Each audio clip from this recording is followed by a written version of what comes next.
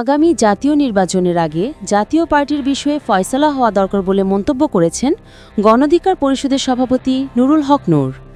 তিনি বলেন, নির্বাচন বিঘ্নিত হোক, আমরা এমন কোনো কাজ চাই না, কিন্তু জাতীয় পার্টির বিষয়ে ফয়সালা না করে যদি আমরা নির্বাচনে যাই তাহলে আমাদের জন্য শনির দশা অপেক্ষা করছে।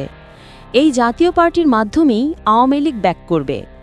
গতকাল রোববার দুপুরে রাজধানীর ইঞ্জিনিয়ারিং ইনস্টিটিউট মিলনায়তনে গণঅধিকার পরিষদের প্রতিষ্ঠাবার্ষিকী উপলক্ষে আয়োজিত আলোচনা সভায় তিনি কথা বলেন।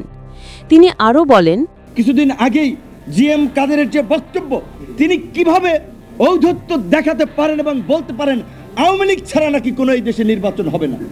এই কথা বলার পরে জিএম কাদের কিভাবে এই ঢাকায় আপনার রাজপথে তার অফিসে আসে, না হয়ে যদি আমরা নির্বাচনে যাই আমাদের জন্য শনির দশা অপেক্ষা করছে। কারণ এই জাতীয় পার্টির মাধ্যমে আওয়ামী লীগ ব্যাক করবে। ফরিদপুর, মাদারীপুর, শরীয়তপুর, খুলনা, যেই সমস্ত এলাকা একটু আওয়ামী লীগ অধ্যুষিত হিসেবে পরিচিত, ওই জাতীয় পার্টির মাধ্যমেই তারা নির্বাচনে নাশকতা করবে, নির্বাচন বানচাল করবে, আন্তর্জাতিকভাবে নির্বাচনকে কলঙ্কিত করবে, প্রশ্নবিদ্ধ করবে। কাজেই জাতীয় পার্টির বিষয়ে নির্বাচনের আগে আমাদের একটা ফয়সালায় যাওয়া দরকার। সেটা আমি একা বললে হবে না, আক্তার একা বললে হবে না, বিএনপি বললে হবে না, সবাই মিলে আমাদেরকে সিদ্ধান্তটা নিতে হবে। যেভাবে আমরা জাতীয় ঐক্যমতের মাধ্যমে আজকে জুলাই সনদ স্বাক্ষর হয়েছে, জুলাইয়ের ঘোষণাপত্র হয়েছে, এখন আমরা সবাই নির্বাচনের জন্য অপেক্ষা করছি।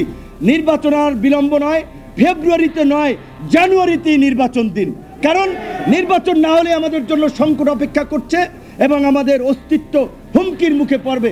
তাই আমাদের পরিষ্কার কথা, নির্বাচন যত দ্রুত সরকার করতে পারে আমরা তত দ্রুত নির্বাচন চাই। কিন্তু একই সাথে রাজনৈতিক দলগুলোকে একটা কথা স্মরণ করিয়ে দিতে চাই, নির্বাচন আগামীতে কেমন হবে সরকার এবং আইন শৃঙ্খলা বাহিনীর চেয়ে রাজনৈতিক দলগুলোর আচরণের উপর নির্ভর করে, রাজনৈতিক দলের নেতৃত্বের ভূমিকার উপর নির্ভর করে নির্বাচন কি সংঘাত সহিংসতা মুক্ত হবে নাকি সংঘাত সহিংসতার মধ্য দিয়ে একটি বিতর্কিত নির্বাচন হবে।